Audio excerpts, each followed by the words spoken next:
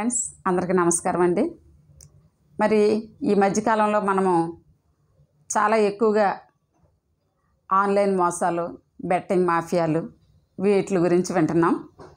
ఎంతోమంది మోసపోతున్నారు.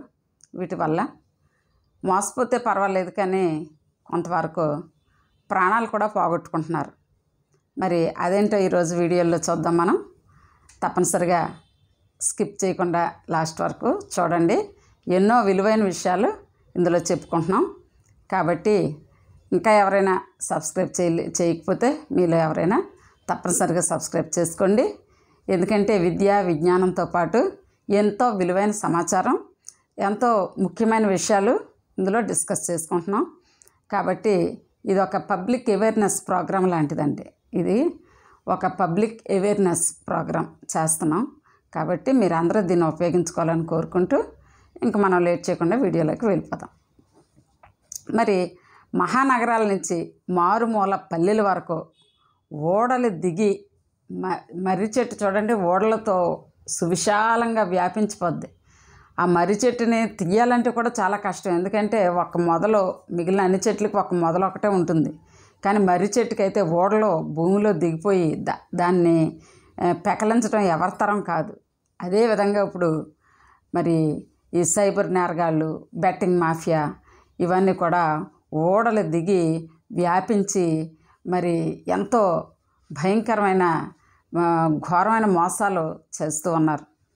మహానగరాల నుంచి మారుమూల వరకు కూడా ఇది వ్యాపించి ఉంది ఈ బెట్టింగ్ మాఫియా.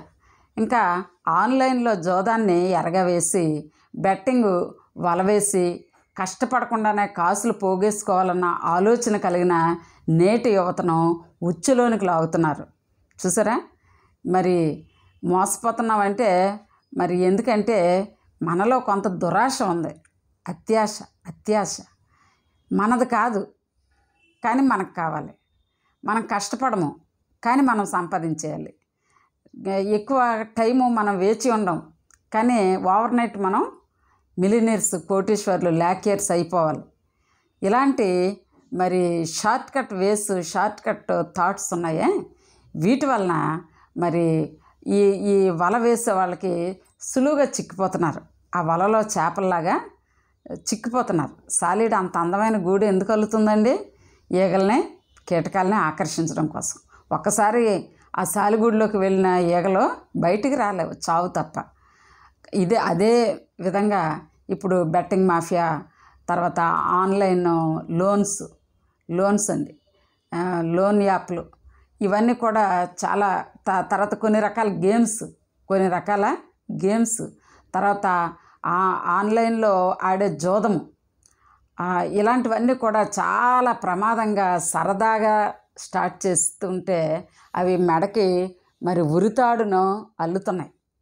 ఉరితాడుని వేసి రోజు రోజుకి బిగించి ఒకరోజు చంపుతున్నాయి. కాబట్టి మరి ఇలాంటి ఆలోచనతో ఇంకా ఎవరైనా యువత ఉంటే మీరు ఖచ్చితంగా ఇది మేల్కొనవలసిన సమయం ఇది. క్రికెటర్లు, మంచి నటీనటులు, సోషల్ మీడియా ఇన్ఫ్లుయెన్సర్లు ఇది ప్రచారకర్తలుగా ఉంటున్నారు. వీటికి వీళ్ళని ప్రచారకర్తలుగా నియమించుకుంటుంటే మరి అదే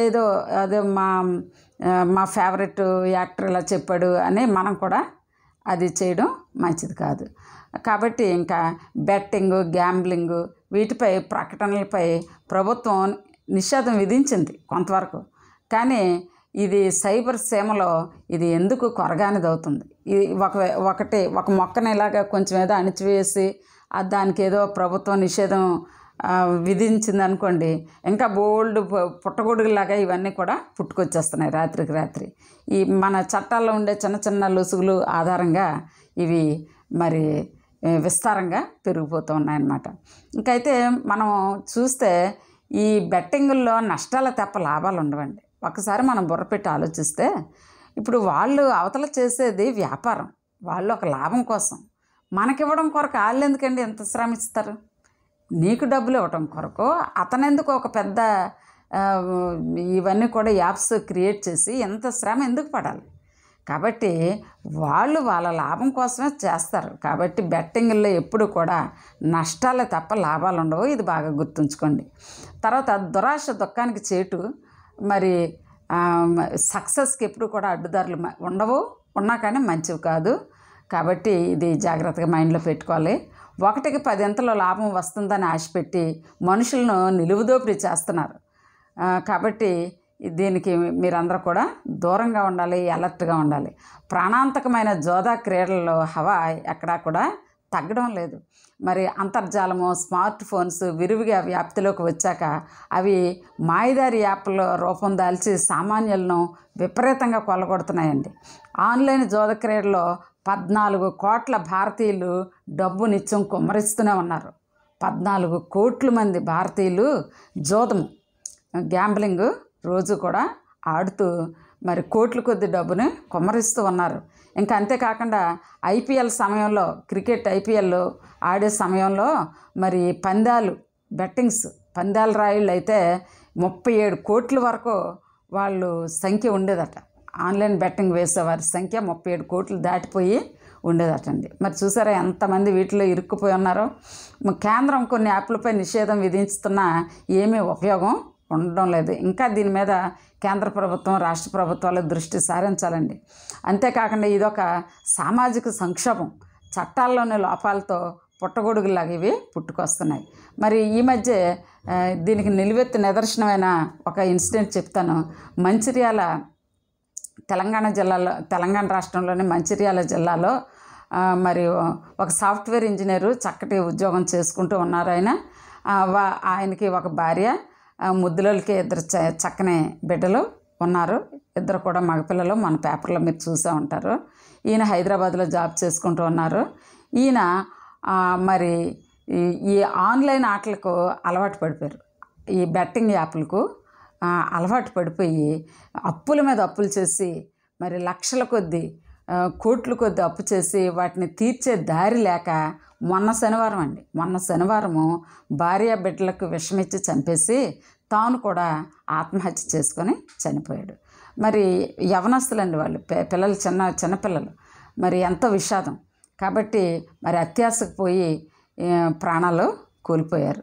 అలాంటి తప్పు ఎవరం కూడా చేయకూడదు. ఇంకొక ఇన్సిడెంట్ ఏంటంటే, ఆంధ్రప్రదేశ్లోని నంద్యాల జిల్లాకు చెందిన రైతు దంపతులు 15 రోజుల క్రితం పురుగు మందు తాగి చనిపోయారు. ఎందుకు అనుకుంటున్నారు? రైతులు ఏదో ఆత్మహత్యలు చేసుకుంటారు పంట నష్టంతో అనుకోకండి. వారికి జరిగింది పంట నష్టం కాదండి. కొడుకుని చదివించుకోవడానికని బెంగళూరు పంపారు. బెంగళూరు పంపితే ఆ అబ్బాయి ఏమో ఈ ఆన్లైన్లో ఆటలకి, బెట్టింగ్ యాప్లకి, జోదానికి, వీటిలన్నిటికీ కూడా బానిస అయిపోయాడట. బానిస అయిపోయి ఏం చేశాడంటే, వీళ్ళు పంపిన డబ్బంతా కూడా ఆన్లైన్ బెట్టింగ్లకి వాడేసేవాడు. ఇంకా అప్పులు చేసి, కోట్లలో అప్పులు చేసి జోదమాడి మొత్తం పోగొట్టుకున్నాడు. అయితే ఈ తల్లిదండ్రులు ఈ విషయం తెలిసి ఇల్లు అమ్మేశారటండి. 10 ఎకరాల పొలం, 10 ఎకరాల భూమి అమ్మేశారట. ఈ పొలం అమ్మేసి, ఇవన్నీ కూడా అమ్మేసి వీళ్ళకి కట్టినా కానీ బాకీలు తీరలేదు. ఇంకేమీ చేయలేక ఆ దంపతులిద్దరూ కూడా మరి సూసైడ్ చేసుకుని చనిపోయారండి. చూసారా మరి ఎన్ని విపరీతమైనటువంటి పరిస్థితుల్లోకి ఈ సరదాలు, ఆన్లైన్ మోసాలు, ఆన్లైన్ బెట్టింగ్ యాప్లు, ఆన్లైన్ లోన్ యాప్స్ ఇవన్నీ కూడా ఎంతో ప్రమాదకరంగా పరిణమించాయి. మరి డియర్ ఫ్రెండ్స్, మీ అందరూ కూడా ప్లీజ్ బీ అలర్ట్. చాలా జాగ్రత్తగా ఉండవలసిన సమయం ఇది. ఇంకెవరో కూడా ఇలాంటి మోసాలకి లోన్ అవ్వకండి. మనకున్నది మనకు చాలు, మన కష్టార్జితం మనతో ఉంటే చాలు. అదే డే బై డే గ్రో అవుతూ ఉంటుంది. అంతే తప్ప మనం 1 నైట్ మిలియనీర్ అయిపోవాలని ఆశించకండి. ఆన్లైన్ మోసాల బారిన పడకండి. మీరందరూ కూడా చక్కగా మంచి నిర్ణయాలు తీసుకొని హ్యాపీగా ఉండాలని, మన నెట్ లేదు మన అంతర్జాలాన్ని ఎంత మేర ఉపయోగించుకోవాలో అంత మేర ఉపయోగించుకుంటే అది ఎంతో మనకి ఉపయుక్తంగా ఉంటుంది. దాన్ని మరి యూజ్ అండ్ అన్యూజ్ అనేది మనం తెలుసుకోవాలి. మరి అలాంటి కాన్సెప్ట్, అలాంటి ఒక కన్సర్న్ మీరు కలిగి ఉంటారని ఆశిస్తూ మరి మన వీడియో లైక్ చేయండి, 10 మందికి షేర్ చేయండి. ఇలాంటి మంచి విషయాలు ఇంకా ఎవరైనా సబ్స్క్రైబ్ చేసుకోకపోతే సబ్స్క్రైబ్ చేసుకోండి. Thank you.